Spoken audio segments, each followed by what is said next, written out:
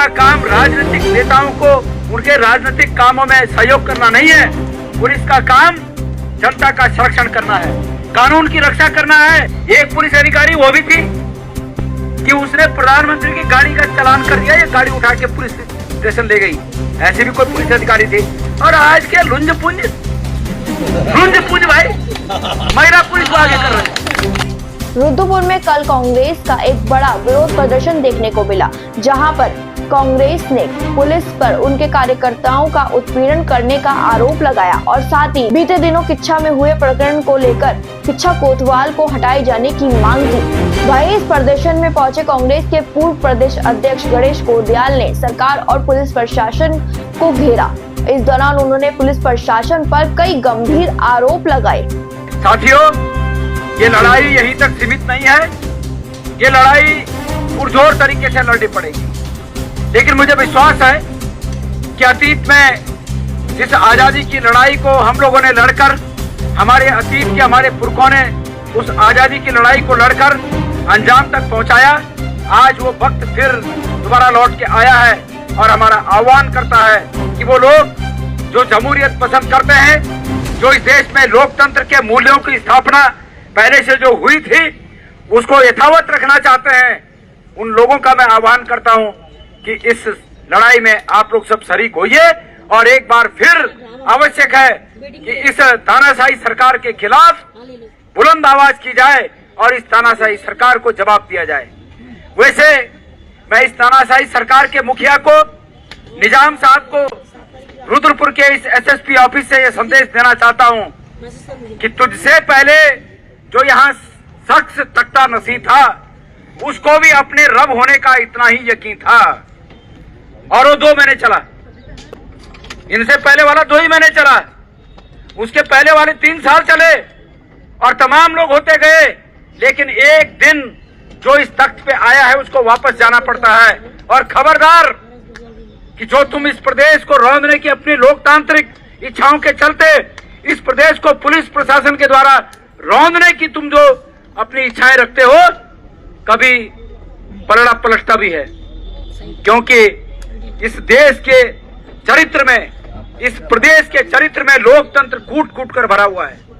अभी ये जो पूरा बखेड़ा है, ये बखेड़ा इसी रूप में खड़ा हुआ कि एक व्यक्ति को जो कोऑपरेटिव के चुनाव में वहां चुनाव कार्य कर रहा था, किसी एक अनजान व्यक्ति की शिकायत पर उठा लिया जाता है।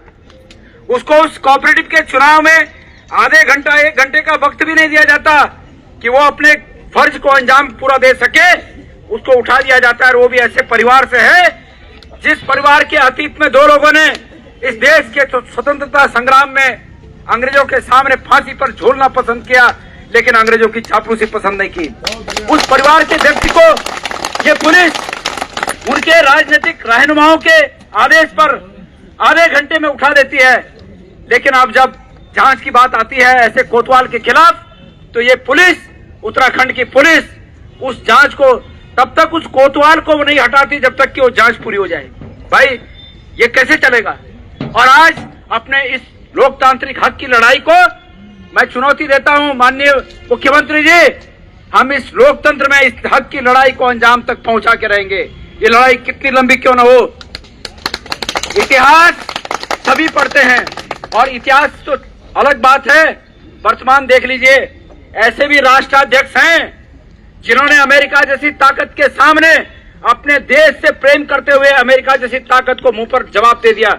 ऐसे भी लोग हैं। तो आज हिंदुस्तान में भी ऐसे लोग हैं जो अंग्रेजों से नहीं डरे, तो इनसे क्या डरेंगे। जगह जगह पर डराने की बात, जगह जगह पर धमकाने की बात, छोटे से छोटे कार्यकर्ता को डराने की बात, आखिर कब तक सहा जाएगा। इसलिए इस लड़ाई को अंजाम तक पहुंचाना बहुत आवश्यक है। मैं आह्वान करना चाहता हूं कांग्रेस के और लोकतंत्र के उन सिपाहियों को जो इस देश में लोकतंत्र को यथावत रखना चाहते हैं, अक्षुण्ण रखना चाहते हैं, कि वो इस लड़ाई में हम सबका साथ दें। यहाँ पर बेहड़ जी ने ऐलान किया है कि जब तक ये लड़ाई अंजाम तक नहीं पहुंचती, हम इस लड़ाई को अधूरे में नहीं छोड़ेंगे। इसलिए मैं नजदीक के, रुद्रपुर के नजदीक के तमाम कांग्रेस के कार्यकर्ताओं को, पदाधिकारियों को और उन तमाम लोगों को जो राजनीतिक पार्टियों में रहते हुए भी इस बात के पक्षधर हों कि पुलिस का काम जनता को संरक्षण देना होता है, प्रताड़ित करना नहीं होता। मैं उम्मीद करता हूं, आह्वान करता हूं कि वो सब लोग बेहड़ जी को समर्थन देने के लिए यहां पहुंचे। मेरे प्यारे साथियों, ये तो कोई बात ही नहीं है। मांग इतनी सी थी कि भाई जो अधिकारी के खिलाफ शिकायत है वो अधिकारी खुद भी जब जांच अधिकारी या जांच अधिकारी कार्यालय में रहेगा तो ये स्वाभाविक है कि वो जांच को प्रभावित करता है। इसलिए पुलिस के मुखिया उसको अन्यत्र करें, लेकिन नहीं, क्योंकि इस प्रदेश के जो मुखिया हैं जब वही तानाशाह बन गए हैं तो पुलिस पर तो पहले से आरोप है कि तानाशाही करती है। इसलिए पुलिस वही करती है जो मुखिया को पसंद है। और मैं एक बात कहना चाहता हूं, यहाँ पे पुलिस के अधिकारी लोग भी हैं, समय आते जाते रहता है, एक बात का ध्यान रखना, समय आते जाते रहता है और आपका ये कर्म, इस पुलिस मुख्यालय के अधिकारियों का ये कर्म कि एंड टाइम पर महिला पुलिस को आगे कर देना, मैं समझता हूं कि कहीं भी आपके शौर्य को शोभा नहीं देता। मैं मुंह पे आपको कहना चाहता हूं,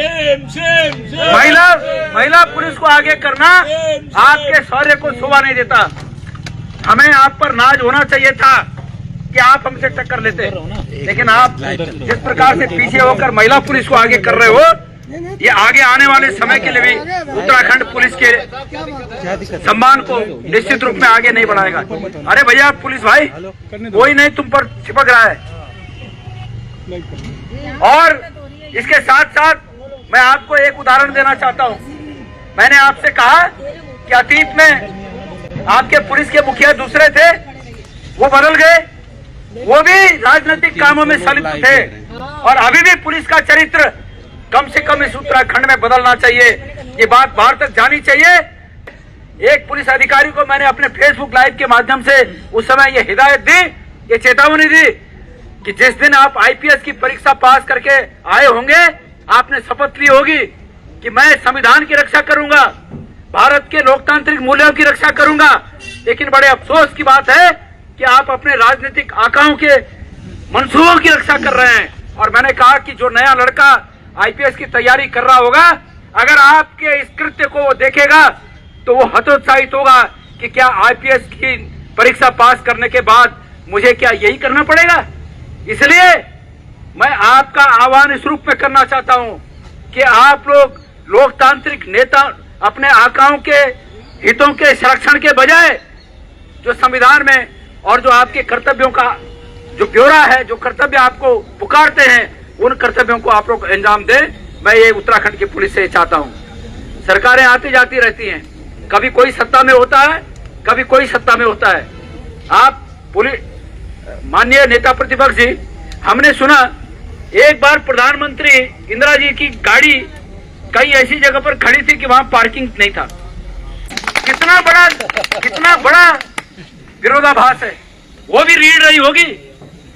और ये फर्ज पुकारता है कि हम अपने जो हमारे फर्ज हैं उन फर्जों को हम अंजाम दें। तो माननीय बेहड़ जी, लड़ाई लंबी है, लेकिन हम आपके साथ हैं, पूरा उत्तराखंड आपके साथ है। नेता प्रतिपक्ष यशपाल आर्य जी यहाँ पर हमारे संरक्षक के रूप में